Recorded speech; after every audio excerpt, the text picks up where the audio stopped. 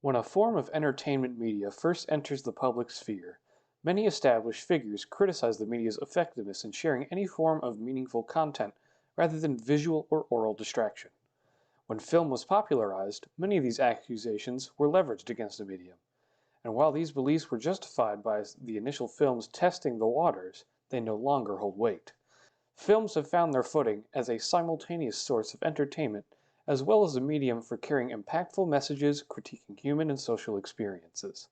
Games are approaching the same critical point, where the legitimacy of games carrying messages outside of their mechanics are manifesting more frequently on every level. This video is dedicated to one such game that is somewhat unknown, entitled Quandary, which synthesizes rhetorical devices in ethos and pathos with consequential rhetorical discourse to demonstrate the importance of solving problems in a communal fashion. Quandary is a free in-browser game centered on an interstellar colony in which the player character acts as the captain of the settlers and has the responsibility to oversee the health of the colony and the settlers' relationships. When difficulties arise, it is the player's job to gather information on the issue, listen for solutions, gather insight on said solutions, then choose to present the colony council to resolve the issue in the best possible method. Like in many other game instances, the player is pushed into a position of responsibility, which adds tensions to the game. This virtual responsibility affects the game world and the lives of its occupants, which demonstrates the game's focus on critical thinking and analysis skill sets. However, one of the major criticisms of games in general is the blurring of the definition of work and play. Placed in a position of responsibility by default in a game scenario is understood as a decision revoked from the player, making the player obligated to be responsible in one form or another. Judd Ruggill and his colleague Ken McAllister, both computer media researchers at the University of Arizona, are critical of games, especially regarding work-play distinction. The two claim that it is often context alone that enables one to differentiate play from work under such conditions. Since game states have marginal, if any, real-world consequence, the placement of responsibility carries weight only regarding the investment a player has within the game. Because the responsibility is simplified and voluntary, especially in Quandary's case, it becomes a source of play rather than work. Just because that position of influence is a source of play does not mean it is considered as such within Quandary's game world. That source of player authority is crucial to the survival of the colony and the conflicts that arise from establishing society on a distant world. Within the footage shown, a dispute over native creatures attacking sheep and disrupting food and clothing supplies is the central issue. 12 of the settlers each have input on the situation, which the player must use in order to solve the problem without causing too many other problems in the process. Since the player's role is fixed in Quandary, their actions are the only method of changing the experiences and lessons of the game.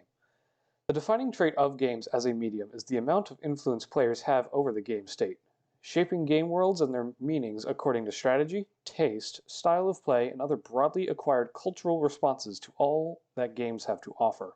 Players shape the experiences of Quandary by visually sorting the information from the settlers surrounding the case by their relevancy to said case.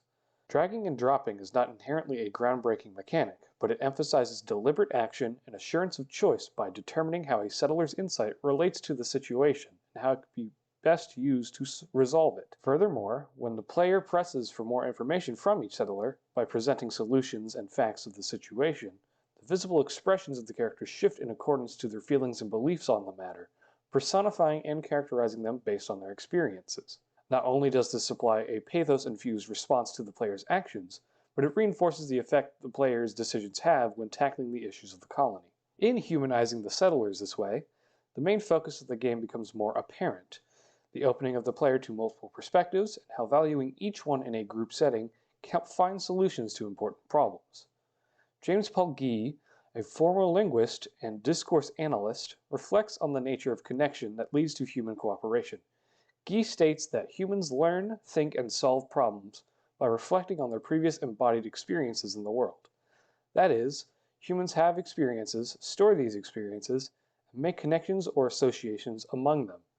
Quandary uses the personal engagement with each settler character to reinforce connections between the player and the diverse community they oversee, and shows how significant every voice is in solving an issue.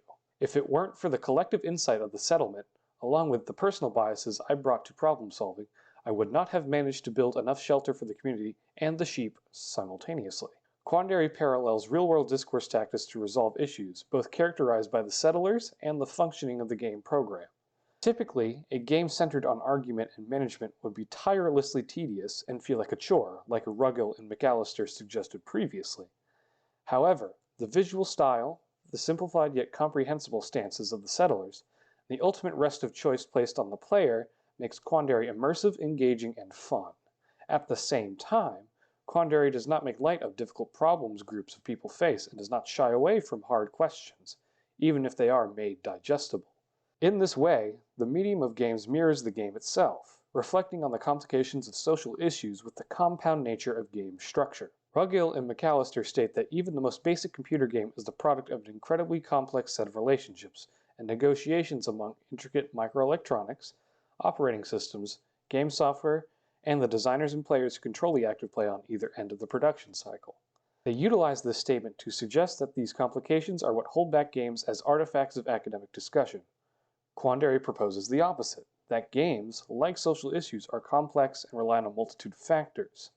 While never stated directly, the usage of the gaming medium to teach others on the importance of perspective and collaboration is a major indicator that complexity has never been something that academic fields shy away from. To that end, games have become a major player in the entertainment space, and Quandary's thought-provoking and personalized approach to experience emphasizes games leaving a lasting impression in the social space as well. Thank you for watching. I'll see you around.